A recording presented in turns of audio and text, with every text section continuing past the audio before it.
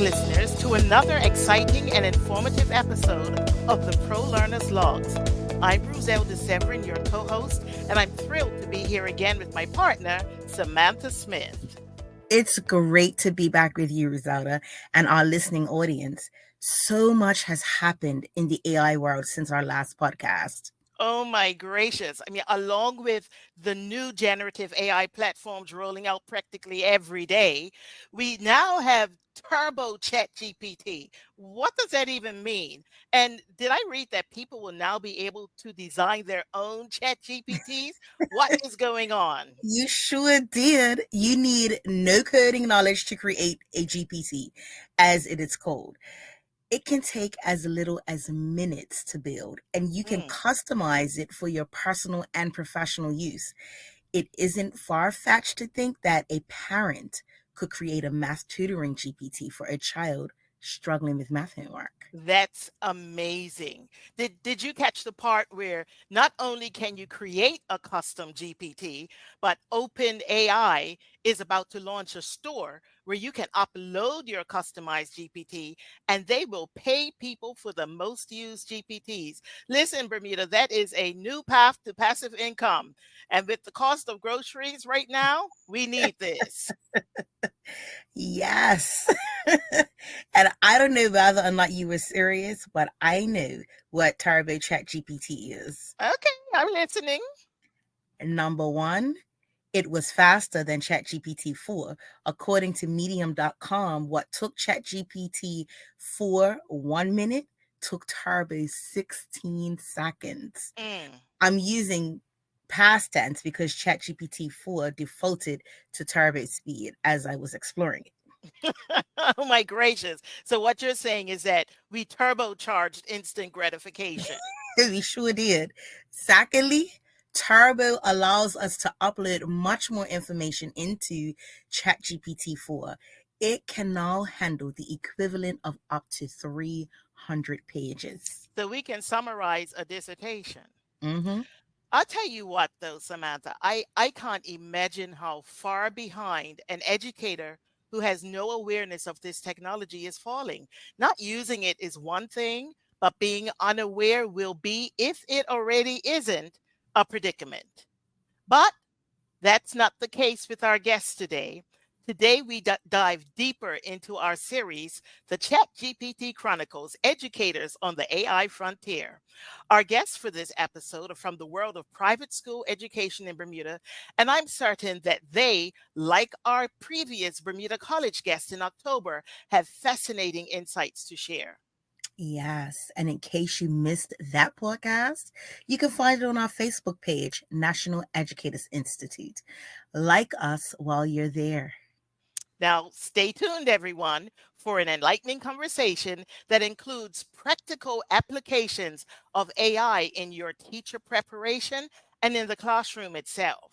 Let's go. All right, let's bring our guests to the stage.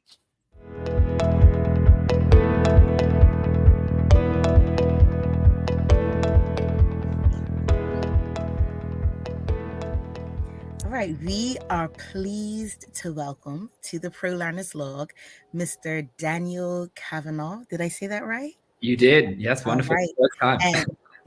And thank you. And he's from Work Academy. And we also have Miss Ashley Phipps from Somersfield Academy. Hi there. Hi. Daniel is passionate about mental health and education. He has taught internationally over the past 10 years. Whilst teaching in Bermuda at Warwick Academy as the lead psychology teacher for the last 4 years, he has been completing his PhD, writing a thesis titled Adolescent Mental Health in Bermuda. This research involved surveying students in every middle and high school in Bermuda on their mental health. Daniel also coaches the middle school debating teams at Warwick Academy. Welcome to the podcast, Daniel. Thank you. I'm very, very happy to be here. I'm excited with the little introduction that I just heard. It's a very passionate podcast, and I'm excited to share some things I've learned along the way with regards to AI and ChatGPT and all the things about how it can make life easier for educators. Well, we're looking forward to delving deeper into your thoughts and your experiences. Tell me, do you prefer Daniel or Dan? Either is fine. Most people probably call me Dan. Okay. Okay, then we'll stick with that. Yeah. Joining Dan is Ashley Phipps. Once again, I have the pleasure of a professional conversation with a former student. Ashley is a forward thinking 21st century educator teaching with the power of AI for professional growth. A lower primary educator at Somersfield Academy, Ashley holds a Bachelor of Arts in Child and Youth Studies and a minor in psychology. Look, the two of you have something in common. She is currently pursuing a master's in education, specializing in curriculum, instruction, and assessment. Ashley describes herself as being at the forefront of leveraging AI in her teaching career. I have to say, none of it surprises me, as she was an excellent student, always pushing the boundaries of what's next. You know that's the truth.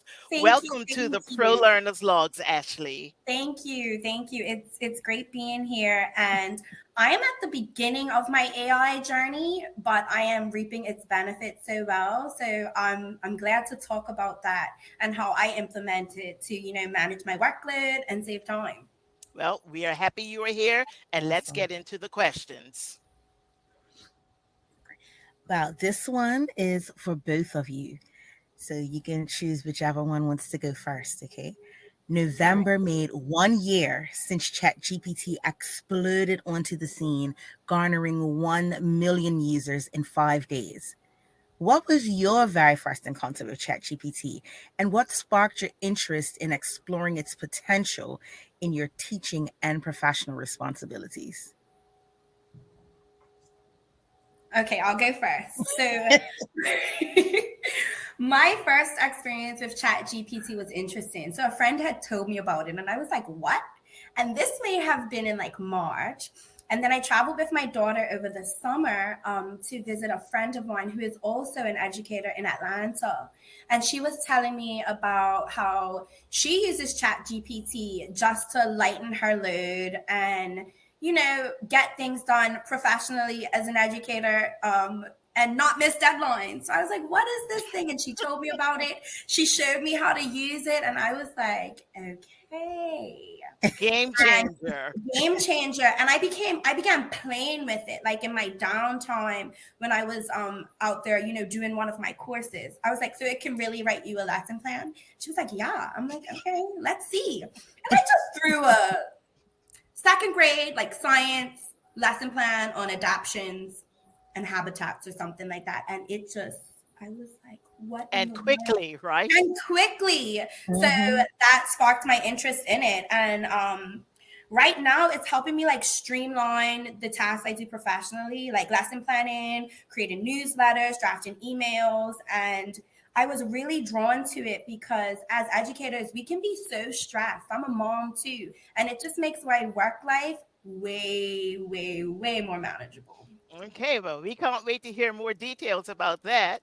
Dan, how did you first come across it? So, as someone who's studied psychology over the last 10 years or so, I have a lot of good conversations with my friends about psychology in the world, relationships, love, connection, all those types of things. And so it was actually about one of my friends had broken up with someone and they were going through a tough time. And then I had just heard about ChatGPT and I was like, is it possible that this could actually answer questions about like love and human connection? And so as a way of sort of joking, like, oh, let's just see what the computer thinks, we sort of started playing around. And I was like, some of these responses are pretty good. I don't know what I would say better. I mean, obviously I would know the person, so I could change it a little bit, but the general ideas were really, really sound. And then it wasn't long after that I heard about this organization. I think it was a charity in the US that provides mental health services to people that are in a crisis. And they had actually been using ChatGPT to formulate the responses and then getting people to check before they actually press send. And so they basically said that we've processed, in the multiples of, I think it was in the hundreds of multiples, that they had processed more concerns and crises than ever before. But there was a huge backlash from the community. They said we were opening up. We thought we were talking to this real person that was there. And then we find out we were talking to a computer. And I just thought it was a really interesting moment because I thought if they really were processing that many more responses, there is no way that in this one field we're going to see ChatGPT just put back in the box, that we're going to go, okay, maybe this wasn't the best technology, let's put it away. It was more just, I was interested about the criticism that people had, which I think will be an enduring thing, is that already we don't like feeling like we're talking to a computer, or if we get, we call a reservation and we get through to a digitalized voice, and then we just want to speak to a person to answer a question. Absolutely. I think there's that frustration that will always be there, but God, it's going to get so good at getting mirroring human emotion and connection. So I guess that was my initial personal interest into it. And then whilst I don't have a family myself, I'm still without a family, so I don't have that stress. I take my hat off to you, Ashley, for being a teacher and also a mum. I am doing my PhD full time, and I have been working full time at the same time. That's stressful. So it was just really, ChatGPT sort of came to me as a holy grail of like, how do I actually do everything that I need to get done? How can I minimize my workload, both in my professional PhD life and then also my school life? And then after I started playing around and seeing how it can generate lesson plans or give feedback, or assist in marking, it can do certain things, redesigning lessons, all the stuff that as a teacher I would love to do if I had more time. It can do those tasks for me, or it can also the things that I don't might like as much, if it's marking or something, it can accelerate and streamline that process. So I feel like it was more about need than it was about want, because I just had to have something. Well, one of the things that I am hearing coming from, you said a whole lot of wonderful things, but one of the things that really stuck out to me is this whole concept of, you really have to know something about what you are asking ChatGPT to do in order for it to be effective. A lot of people are thinking that you can just throw it things about things that you don't have any knowledge about, and then you've got useful information. But because it's prone to errors at times, we do need to know about the topic we are asking it for, because we must double check it. I mean, it says right there on the site that it can make mistakes. It also admits that it has biases. So thank you for sharing the beginning. Let's move on to question number 2, and this one is for both of you as well. So when scouring articles and blogs and even social media, you do see conversations about AI policies. And of course, we're talking about school context now.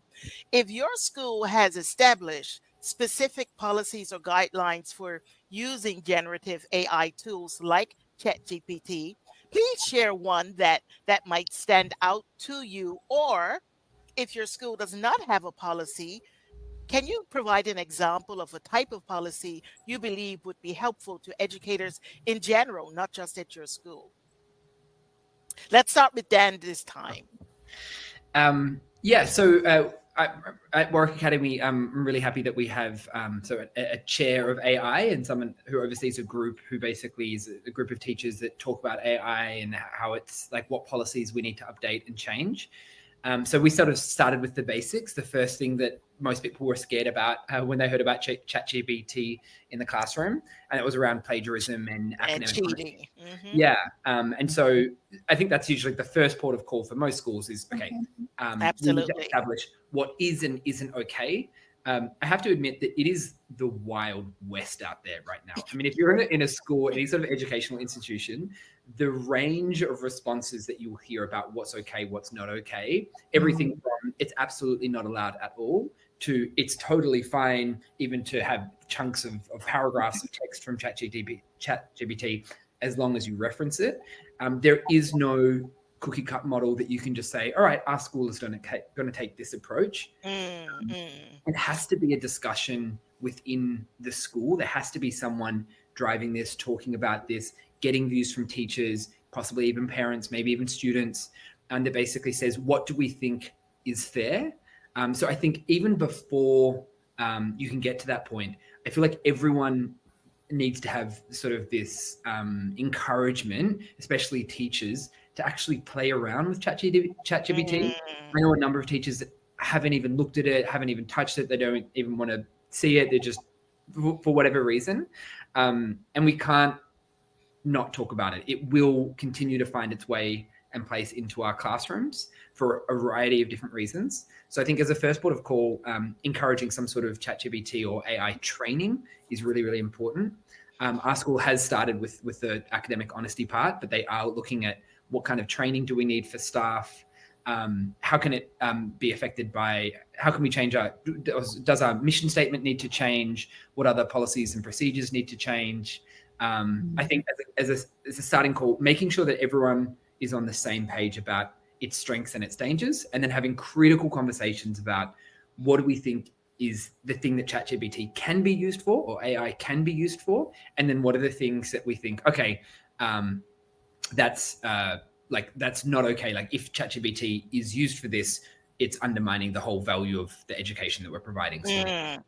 No, that's a smart and solid plan. And we are actually, the NEI, the National Educators Institute, has actually had conversations with members of the AI team at Warwick Academy.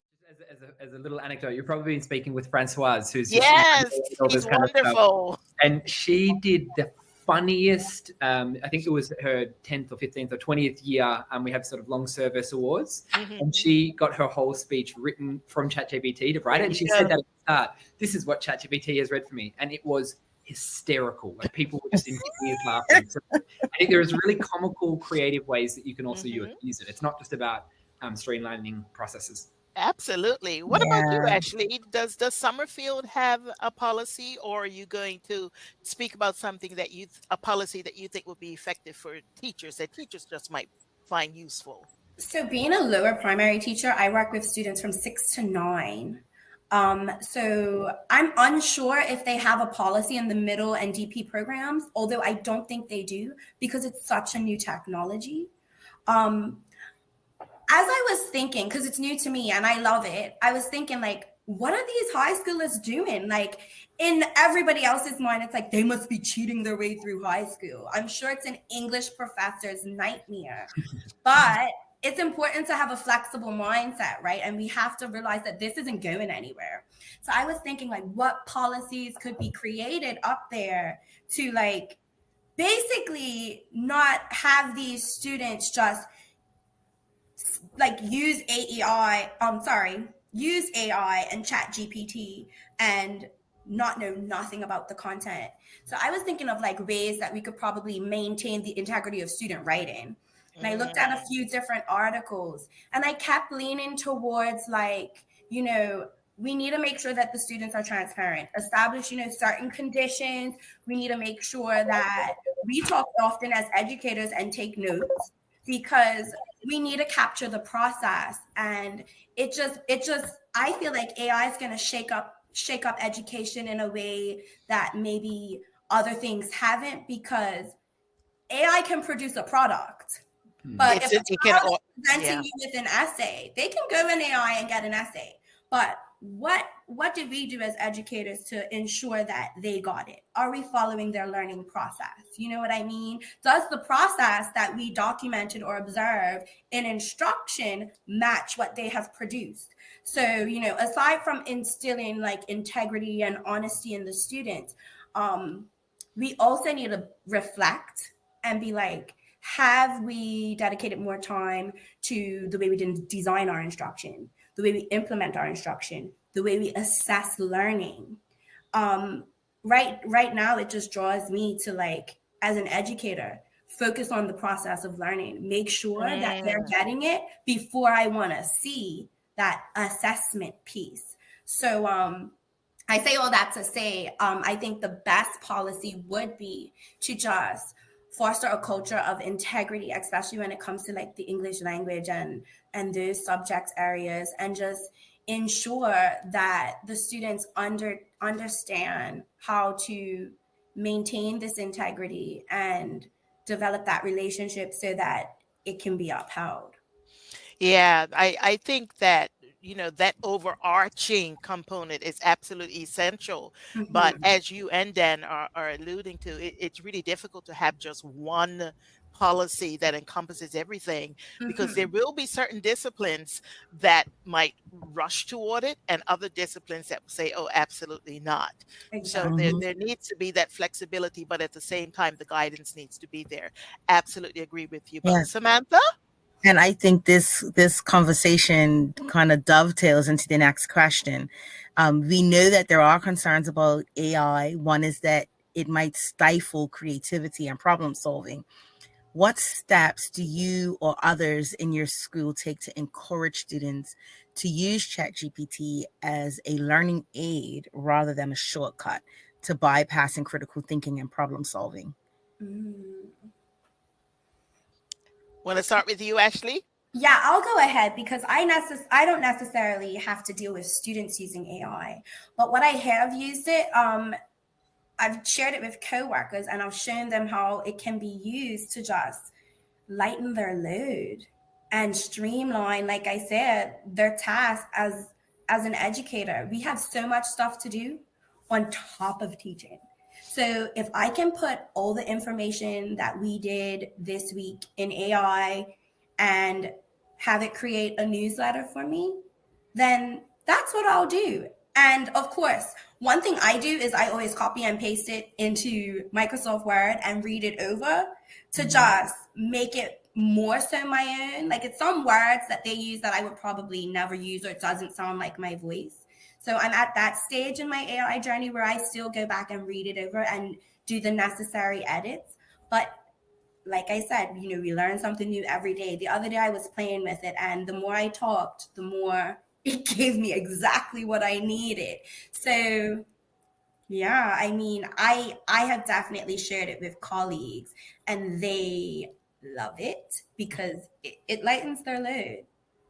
And you're right about it learning you and starting to take on your voice. As I Mhm. shared in the first podcast, I use Canva, and one of the Mm. things that it actually has there, your brand voice. Mhm. Mm. And so you can begin with something, but then you absolutely have to go in and make it your own. But it is getting better at mimicking what you sound like. Mm. Mercy. Yeah. Dan?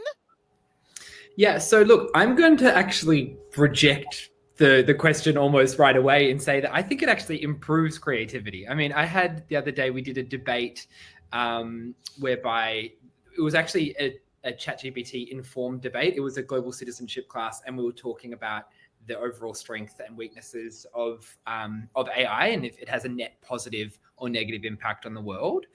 And whilst as a debate teacher, this is nothing I would ever encourage in an actual debate, they actually got ChatGPT to do, one of them got it to do a song, one of them got it to do a rap. And so as part of their debate, they sang about, why it's good and why it's bad.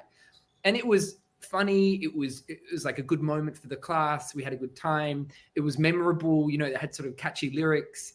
So I think whilst yes, the student didn't come up with those words themselves and go to that effort, they also were able to add their flair, their sort of person or personal element to it.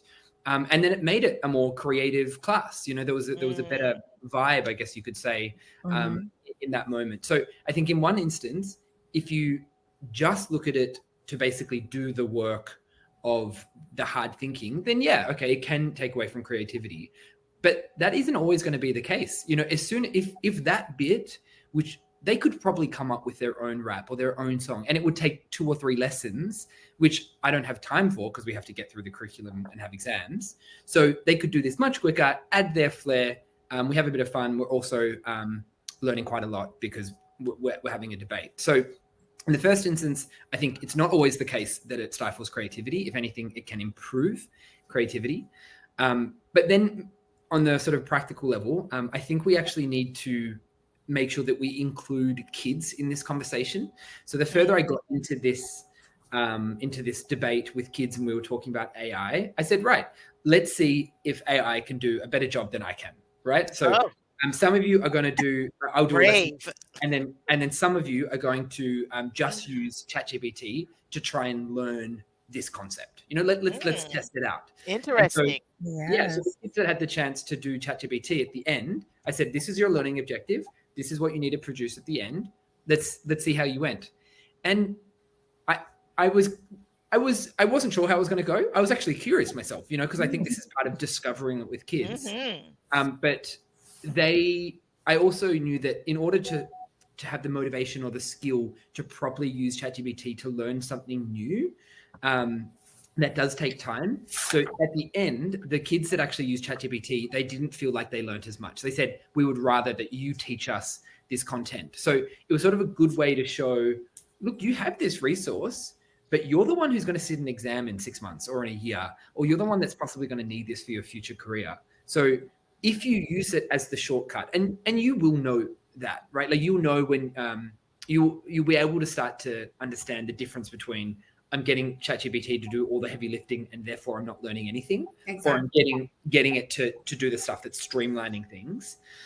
So I think that's a lesson with them that they can take now and go, all right, if I rely on this too much, I'm going to, it's not going to work out. I'm cheating myself. Yeah, exactly. And so, but look, on the really practical level, for senior school students, I wouldn't really use it much in the classroom at all. But when they're doing revision, I say, look, you've got 20 possible essays that could come up in your psychology exam. Type them all up, put them through ChatGPT. This is a rubric or some information I can give you about how to make sure that you have the right prompts so ChatGPT marks you in the right way. Put them all through ChatGPT, get the feedback, and then rather than waiting on me, who's just one resource, to try and mark 100 plus something draft essays, you can all get instantaneous feedback and see about how to improve your writing. So use it more in the revision rather than the actual learning stage. And I'm so glad you brought up about the creativity part, because I know for myself, when I'm using it, it helps to generate more ideas. It will give me ideas, but because of those ideas, it sparks other creative processes. So I was glad to hear you say that. Ashley, you were about to say something? No, I was just piggybacking off of what Samantha said. Like I didn't think of it as using it on the back end and revising or fine tuning what you've already written. And like she also said, like sometimes we put things in there and we get a totally different, idea, or we get more ideas than we originally had from the first, encounter or prompt that we gave ChatGPT. So I found that interesting because I never thought of the back end of it. I always thought of just it producing and not you producing and then it revising, like Grammarly kind of. I think another important thing that Dan brought out just very briefly, but I hope our teachers in the listening audience heard it. He has guaranteed that we will not be losing our jobs to ChatGPT. I heard it, Dan. I heard it. No way. But Dan, this question is for you, and we are still just on the concerns area of ChatGPT, and we're saying it's for you because Ashley, as she has shared, teaches lower primary, and her students are not legally old enough to use ChatGPT. So with concerns about academic integrity, which you have alluded to before, and potential issues related to plagiarism, how do you address these challenges if and when incorporating ChatGPT into assignments or projects? Yeah, sure. So I think this comes back to something we said earlier, that there needs to be very clear instruction from the top down, right? Your principal or someone in the school, there needs to be a clear policy about this is what's okay with regards to ChatGPT and this is what's not. I think in the younger year levels, middle school, year 7, 8, 9, the clear consequences can be, that might be all that you need to have, right? This is our policy. If you are caught using ChatGPT, this is the penalty. Right. And then it's just, there's no questions about what, it's just, okay, this is a consequence for this action. But as I also hinted about before, as they get older, there's no way that any kid is not going to, at some point, use ChatGPT. Maybe not in high school. Maybe they're too worried about using it for whatever reason. But in the university, in their work life, it has to be, we have to educate them about how to use it appropriately, which is why I think that example of letting them fail with ChatGPT, or as a class doing an activity where you can show them through an experience, this is where ChatGPT can be great. that revision, that practical side, getting feedback. But if you use it in this specific context, if you use it to come up with the idea when that's what you're going to be tested on in the exam, then you're just selling yourself short. I think there also needs to be some work done by schools as well. I think there's a number of different subjects or assignments, assessments, I should say, where you might have a list of 10 different things that they're graded on, their fluency and punctuation, but their presentation, their analysis, all these types of things. If a student can use something like Pitch or Gamma or like any of the other ones that create PowerPoint, so there's literally 1,000, I think, at this point, and they can do a really good presentation in a second, and the thing that you care most about is their analysis. I think we have to start shifting our assessment rubrics and what we're marking for. Yes. And to say, okay, everyone should use this AI PowerPoint design so that you level the playing field, so no one's sort of cheating by look at their presentation looks better. So everyone's presentation looks fantastic, and you're just looking at the analysis. And I think that what that would mean is that students can actually feel like they're being assessed on the thing that you're telling them they need to do themselves. Mm-hmm. That's just good pedagogy right there. Exactly.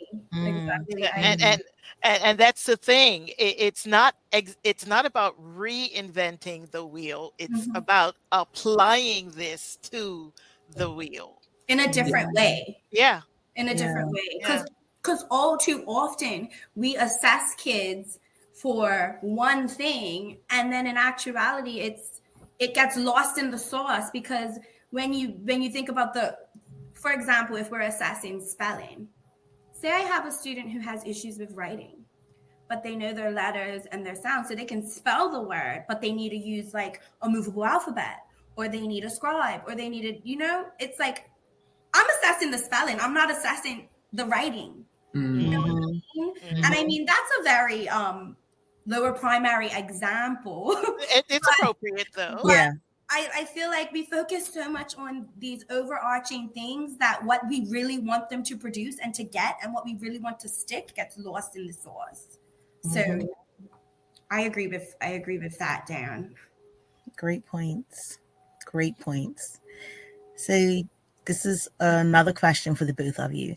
Generative AI is a rapidly evolving landscape with mind-boggling advancement and applications.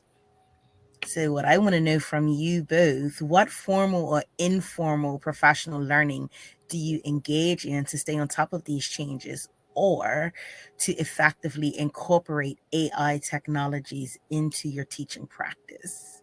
I know we started to talk about that, but if you can give me a little bit more insight.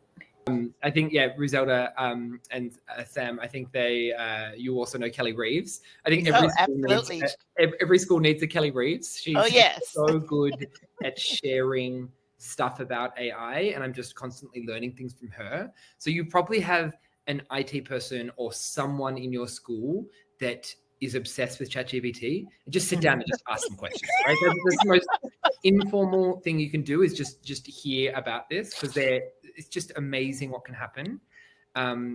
Outside of that, if you haven't signed up for ChatGPT for teachers, it is a well of resources about how teachers all over the world are using ChatGPT.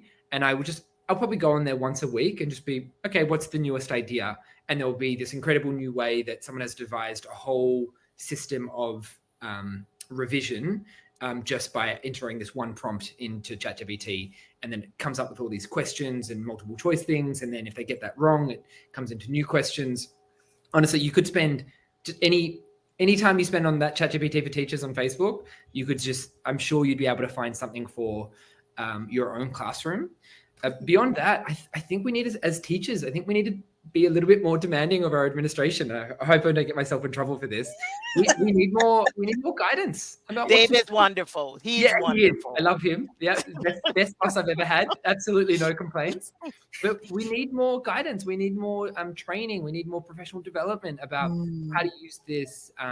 Some cohesive ideas or messages that we can all say to the students. I think we do a pretty good job at Warwick, but I know there's a lot of schools that have absolutely no direction. So I think that does need to, I think the teachers need to sort of push that up a bit higher and say, look, we think this is a priority. This is the number of kids we're seeing that are being academically dishonest, or these are the concerns we're having. Can we get some direction? Yeah, and to your point, it really isn't a work academy thing. It's an education thing, and it's not just locally; it's internationally as well. And part of it is we are all learning right now. We are all learning, and so it becomes more difficult. But I understand what you're saying. Ashley, you want to share anything here? Well, at my school, AI is, well, with my division, I should say, AI is more of collaborative buzz, where we haven't had any formal training. I haven't done huge research, but it's just like, have you heard this? This is how you use it.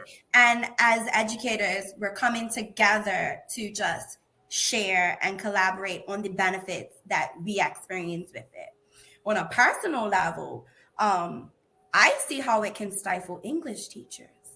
And I enjoy reading articles on Edutopia. So right now I'm in a space of trying to figure out, and I'm not an English teacher, but I'm curious. So I'm at a space where I'm trying to figure out, how can English teachers accept this and still feel confident in what they do and what their students are producing. So that's where my mind is at, and that's the literature that I lean towards. And just recently, I was talking about, like, the integrity piece. It was just basically figuring out, how do we keep students writing, like with AI tools? How do we keep students writing? So I've been reading up on that a bit. So yeah, I find it very interesting and fascinating. But like Dan said, administrators need to get on the bandwagon, and also, try and provide the necessary professional development. And we need to do our due diligence as educators and share and collaborate with our colleagues and our administrators, because that's what I've been doing. So I don't think they're putting a blind eye to it. I just think it's something that's so fast moving that we just can't keep up. I mean, it is so rapid. The advancements are so rapid. It is very, very difficult to keep up. You are absolutely 100% correct. Samantha, do you have a follow-up for that? I do, actually. What would you like to know more about? Because you've both been exploring. Yes. What would you like to know more about? But as it relates to maybe not even just ChatGPT, but generative AI. If you had the opportunity, because you both already said that you would like PD on ChatGPT, but what would you want that to be comprised of? I think more specifically me, like I said, I'm like super keen on like the English aspect of it, and like how it affects teachers who teach English and literature and all of those things. So I think that would be the basis of the PD that I would like to have, I guess, initially. But then there are some people who have never heard of it, so we might need to start from the ground up. But I feel like it's important for people who use it to collaborate with people who are skeptical about it, so that you can merge, because it does have a value. And it's right now it's a love-hate. It's like the people who love it, and the people who hate it, they're just like, and then you have that middle sector. So if we can come together and be like, guys, well, AI does do X, Y, and Z, but what are you doing to ensure that these students are getting the output that AI is giving them before AI gives them the output? Thank you. Thank you. Dan, what would you like to know more about? Yeah, so I think some practical examples for school specific assessments would be really useful, right? So in a sort of dream scenario, the group or whoever's organizing anything in your school says, right, we want from one assessment from every department, so math, English, humanities, science, and we're going to show you how this assessment that you have, let's assume that it has a rubric, how you can use ChatGPT to basically accelerate the marking process. So this is what ChatGPT can do, and it could mark these parts of the assessment. As an example, then you could discuss as a group. So you basically all have a meeting, a PD, where you say, these are the assessments that were sent in. This is how you would use ChatGPT to provide instantaneous feedback. Now, this doesn't have to be one of your major assessments that goes on the report card, because then you might have some questions about, well, I want the teacher to be marking my work, which is absolutely fair enough. But I'm talking about those other smaller things like homework tasks that teachers might not always get the time to get around to do. They want a little bit of feedback to make sure the student is going in the right direction. But they don't need to take in all the work or all the books to make sure that everyone is on the same page because of time constraints not making that possible. So I think very practical examples, especially for those non-believers who are saying, no, I don't think ChatGPT is going to work for me. You say, okay, give me one assessment, something, or even a bit of homework that takes a bit of time and is not necessarily the best use of your time as a teacher. And we're going to show you how you can streamline this process and get ChatGPT to either do some of the marking or to give some of the feedback. Well, we promised the listening audience practical suggestions and solutions, and the two of you are certainly doing that. Thank you very, very much. Now, let's go a little deeper into something else that we mentioned along the way. And I don't know, actually, if you can contribute to this unless you have spoken to teachers at your school at your school about it. But as it relates to the way that we teach, period. Let's talk about traditional teaching methods. I know that's a broad term, but when using generative AI, how do we strike a balance between the traditional teaching methods and integrating the AI technologies to ensure a well-rounded education for our students? I mean, my mind always goes back to pedagogy and like how teachers deliver the content, and that's what I lean towards. So I feel like how teachers deliver the content is important, and then how they choose to use AI to, I guess, use AI to benefit them. I feel like in order to strike a balance, and I guess being an educator of someone in the higher years, in order to strike a balance, like most of the older students know about it.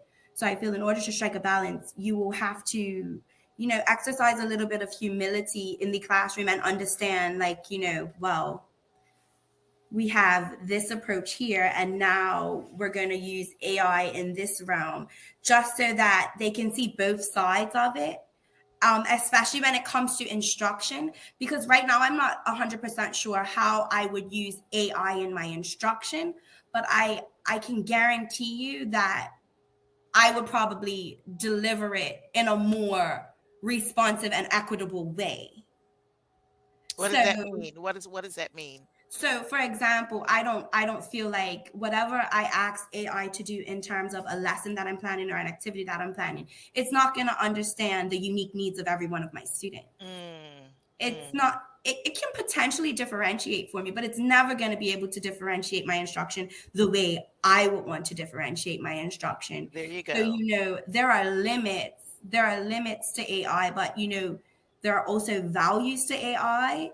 So it's like, I feel like we have to strike a balance in the classroom. It's tricky. I haven't wrapped my head around how I would use it in the classroom, but Dan has mentioned some things, and I think it all boils down to just balance and like exercising humility as a teacher, and giving them that option and showing them that sometimes that option isn't always the best way. Like he said, that student, she preferred him to teach her the lesson. You know what I mean? I like the way you're framing it, exercising humility. And that's really necessary, because as technologies evolve, and I'm even talking going back to when Google and the internet came about, right? Mhm. We had to evolve our teaching. We had to have humility because we went past the stage where we have to give students information all of the time because they can easily look it up. Mhm. And so our job in many instances became to be focusing on, well, how do I use this information? How do I apply it to problem solving? And how do I think critically about it as opposed to just receiving the information? So, yeah, how is teaching evolving now? How do we have to evolve because Mhm. of AI now? Mhm. Dan, you ready to tackle the question? Yeah, no, I'm glad actually you brought up differentiation, because I think I always see differentiation as like the holy grail of teaching. It's something that we always are striving towards, and to do it really well. I feel like on a good day, with everything going your way, you can perfectly differentiate a class so that there's different activities for different groups and there's different ways of accessing the information, and that's great. Certainly in the senior school, when let's say you've got 40-minute lessons and you're teaching a range of different subjects, to have the amount of effort it takes to properly differentiate a lesson can be completely impossible to do every day. So I think, like, as a gold standard, yes, always be aiming for differentiation, but most of the time there isn't 5 or 6 different ways that you can deliver the course. And yes, you will explain something at start and you'll go and clarify with certain kids, but to have all these like extra resources of ways of accessing the information for every lesson is, I don't think it's achievable. Certainly not in my experience, unless there's some magic way to do that. So I guess for me, I'm thinking about how can I use ChatGPT for those times when I have to teach a new theory. Let's say it's neurotransmission. This is what I'm doing with my psychology kids tomorrow. They don't know it yet, but that's what we'll be doing. And this can be confusing. They've got to learn all these new words, dendrites and synapses and axon terminals. And they're trying to get their heads around all this information, as well as the conceptual understanding of how information is passed between neurons. So there are going to be some kids that are probably more biology or science minded that are going to get this really quickly. They will remember this from other classes, they've heard about it, and they just move through it. There are going to be some that will look at me like I'm an alien from a different planet and they have no idea what I'm talking about. So I already know that I'm going to be spending some more time with those students whilst the others are going ahead and maybe answering some questions. But now that there's ChatGPT, I'm thinking, maybe I can actually change that lesson for tomorrow. Whereas instead of they answer the set questions and maybe finish them early, the students that are getting the idea quicker, they can actually jump onto ChatGPT and says, okay, I've understood the basics of neurotransmission. Give me some questions to test my knowledge. Or what are some deeper things I could dive into about this concept to learn more? I literally just thought of that then. So I think I might actually do that tomorrow. No, There I you love that. go. Yeah. Yeah, that's pretty cool. You're using it as a way to like make an open-ended lesson. It's like, oh, now you've done this and you've got this. Now use Chat GPT to just go further. And that's essentially what kids want, right? Or students, I should say. Students want to leave wanting, you want them to leave wanting more. So I like how you use that or are gonna use that. I'll let you know how it goes. I mean, listening to you, Dan, with your passion and excitement about integrating Chat GPT into your practice as an educator, it's really exciting for me. Like, I almost want to send my child to Work Academy now. It just sounds really exciting. And I really hope that, through this process, we can open up the minds of other education professionals to start getting really curious about generative AI. Awesome. So I have another question. Given the potential for generative AI to transform education, how do you see the role of educators evolving in the coming years? And what challenges or opportunities do you anticipate? That's a juicy one. Yeah. That is a juicy one. I love this question. I think it's really at the forefront, not just ChatGPT, but I think education is is going to have to go through a shift anyway, and I hope that ChatGPT can be used as part of that. Just for some context, so as I said, I'm doing my PhD on adolescent mental health in Bermuda, and one thing that we've realized around the world is that adolescent mental health has been declining over the last 30 years, and it was especially bad during the pandemic, but there was actually the shadow pandemic well before that where it'd been going in the wrong direction. So this is why countries in like the US, the White House is calling it a youth mental health crisis, or I think there's 33 states in America that are suing Meta or Facebook because they've sold social media as this addictive drug to kids, and it's leading to anxiety and depression. So we're seeing all these mental health problems increase in our adolescence. And I think schools are going to shift more towards simply being the place where they learn skills about how to engage in the workforce, to actually making sure that when you get to the end of school, you're the healthiest person you can be, and you're actually engaged in healthy activities. You're eating well, you're exercising, you're staying socially connected. And so in terms of how does ChatGPT, how will it evolve or assist in the evolution of the role of educators, I think there will always be a place for a teacher in the room to build a relationship with that child. We can all think of amazing teachers that we had when we were students, and we can all remember the impact that they had on us. That will never change. Students, young people will always need someone that they can look up to, share ideas with, feel heard, feel connected. So our role, how I think about teaching, my first job in a classroom, the very first thing before I even think about teaching is to make sure the students in my class feel safe. After that, I need to make sure they feel included. And then once they feel safe and included, then they can be supported to learn. Right? Belonging. It's in that order. So if that's the case, I see ChatGPT as a way of reducing a lot of the extra workload and things that have just piled on top of teachers, that something else has gone wrong in society. Let's make the schools fix it. In a school, yeah. Get the people then to do it. So it's actually the first time that we've had a weapon to fight back against all these extra demands, to loosen or lighten our load. And interesting way of looking at it, Dan. Yeah.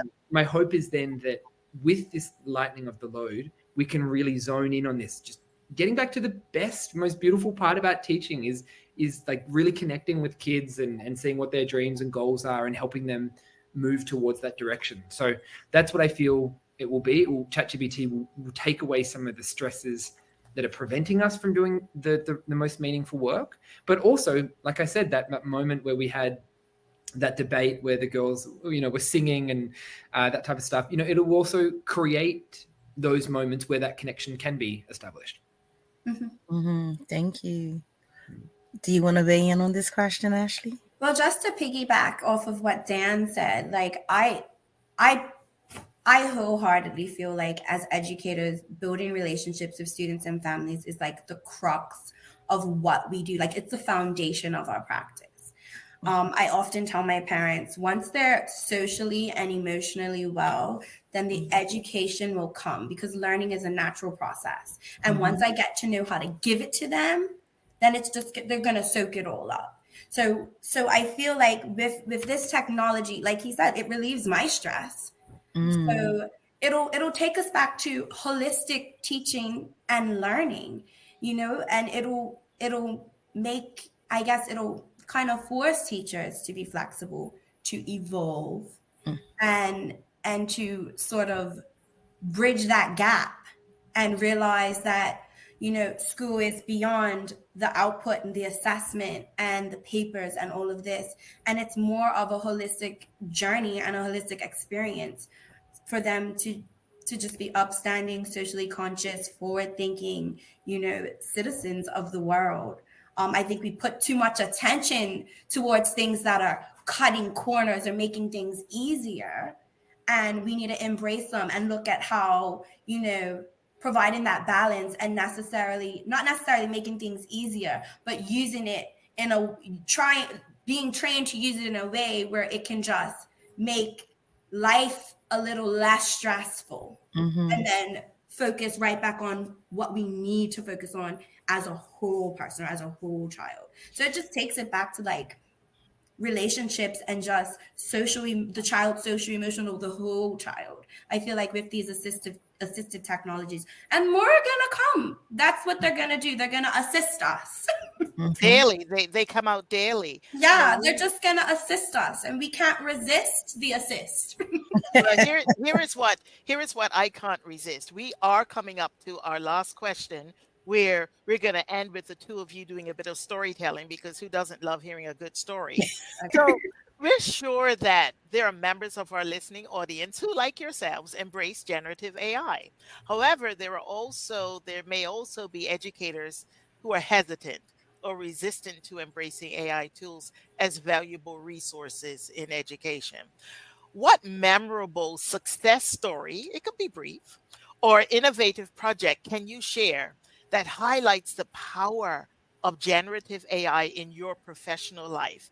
A story that might inspire other educators to explore this technology or some other generative AI further. Who's going to be our first storyteller? Dan, tag you. You're Love in. it. I've been told. Look, I'm just going to have to go back to that story I shared about with the debate to give a little bit more context. The way that lesson started, when it sort of finished with the final product of these songs and the kids like having a great time using ChatGPT to argue about whether or not ChatGPT is good, it actually started with, all right, guys, today's lesson, we're going to see what does ChatGPT suggest we do in order to better learn this concept. So I was on the screen in the front of the class and I said, ChatGPT, I'd already planned this part. I'd already written it out so that it was quick. I said, I'm currently in a classroom right now with my year 11 global citizenship students. We want to debate about whether or not you are good or bad for society. Can you please tell us what are the different ways we could learn about this? And it had a number of different suggestions. And then we all just decided as a class, I said, all right, guys, here's all the options. What do you think we should pick? And they said, yeah, let's do a debate. We don't want to do notes, or we don't want to watch these videos or these things. Let's do a debate. I said, okay, great. And then next prompt, ChatGPT, thank you for those suggestions. We've just decided now to do a debate. Can you give us what are the main instructions you need to create a debate? And it just gives us the points. And then I said, great, now my students are going to start researching this. Can you give them any hints about how to start researching this and what to look for? And then literally I walked into that class, and because it was a global citizenship class where the actual topic was AI and future technologies, I could do this. But I was fully prepared to see where this lesson was going to go. I had no idea, was it going to be debate, was it going to be an essay, was it going to be something else? But this is a meaningful, memorable experience that they can take with them to then go, okay, this is how it worked really well. But again, the lesson after, where we did that sort of comparison, they didn't see it was as good. So that was something in the classroom. And then just as something outside of the classroom, because I know a lot of teachers have second jobs or doing extra work that they're trying to work out other ways that ChatGPT can help them. I had to analyze all of the data from all of the schools that I worked with last year in the academic year that I surveyed. Over 2,500 responses. I had to write several thousand lines of code, which I have no idea how to code. I've never done that before in my life. And over the summer, something that I expected to take me really until Christmas, I was able to do in the space of a couple of weeks, because I just asked ChatGPT, okay, this is what I need to do. Can you help me write this code? And basically it helped me write 20,000 lines of code in a very short period of time, which it wasn't perfect. I had to constantly go and check it and work out how to make sure the code would actually analyze my data and all of these questions. But I mean, I was able to actually get through so much work that then freed up time for other things this year because it made my life easier. So even though we're talking about ChatGPT or AI for the classroom, don't underestimate what it can do in your personal life as well, because then you can speedline things there, and then it just gives you more time for the classroom. Fabulous. One of the things that I liked about your story, as I listened to you, I thought, what a model of risk taking for students. Yeah, I was a bit nervous. But I am a strong advocate of taking risks, academic risks in front of students, that modeling for them so that they also are willing to take academic risks. We don't just learn from our successes, we learn from our failures as well. Mm-hmm. Mhm. Yeah. Ashley, what story will you share with us? I don't have any cool stories, but I used to be a skeptic. So when Oh, Love it. a friend of mine, we were working on his resume and his cover letter and stuff, and I'm just like, send it to me because I tend to be that person with amongst my friends and family. And he was like, no, I'll just get Chat GPT to do it. And I'm like, well, what's that? And I'm like, whatever. Like he said he used Chat GPT, things went along, you know. And then I traveled for a month to Atlanta, and I just started a course like a week before. So a summer course. So I'm there and I'm talking to my friend. And I'm like, yeah, I have an assignment. And her husband's doing an assignment as well. So she was like, why you don't use AI? And I'm like, what's AI? She was like, Chat GPT. And I was like, yeah, my friend told me about that months ago, but I don't know. And she literally was just like, pull up your assignment. Give this here. Type this in. And I was just sitting there dumbfounded. Her name's Ashley too. I was like, Ashley. I was like, this is plagiarism. She was like, no, it's not. No, it's not. I'm like, no, I have to copy and paste it and put it in my own words. I put it through like 5 plagiarism checkers. I copied and pasted it. I was freaking out. Needless to say, Chat GPT saved my summer. ChatGPT saved my relationship with my 5-year-old daughter, who was with me for the whole month that we were mercy. away. And ever since then, we've been rocking hard.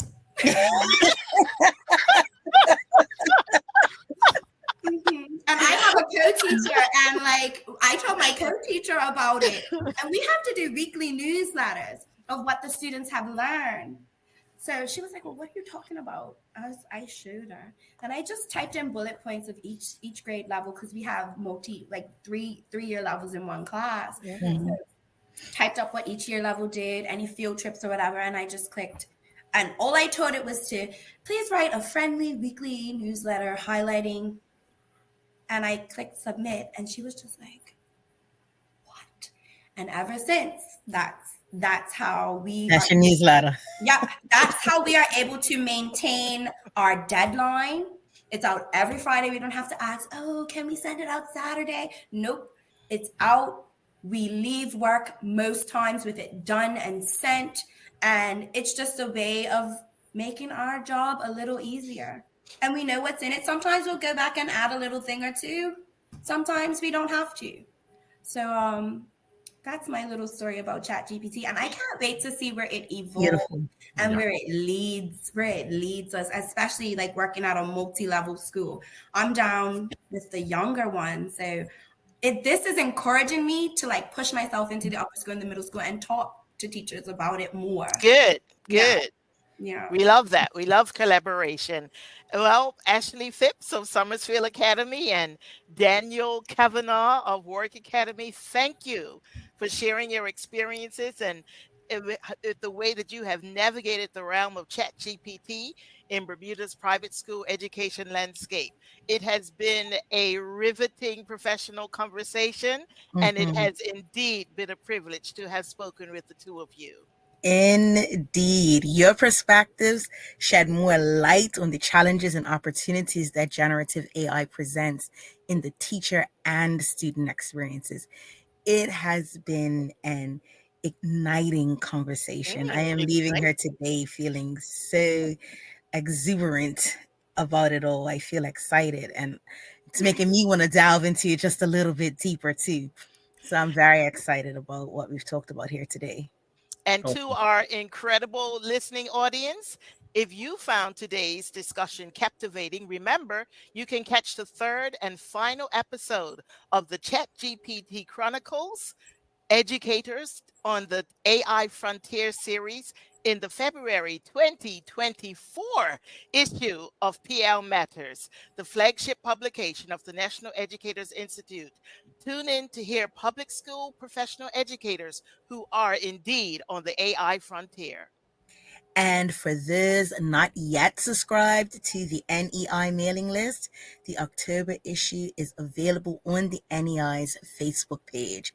While you're there, remember to like and follow the National Educators Institute for insightful content on professional learning and NEI updates. Educators, parents, students, community members who care about teaching and learning, let's continue to embrace innovation and exploration in the ever-evolving landscape of education.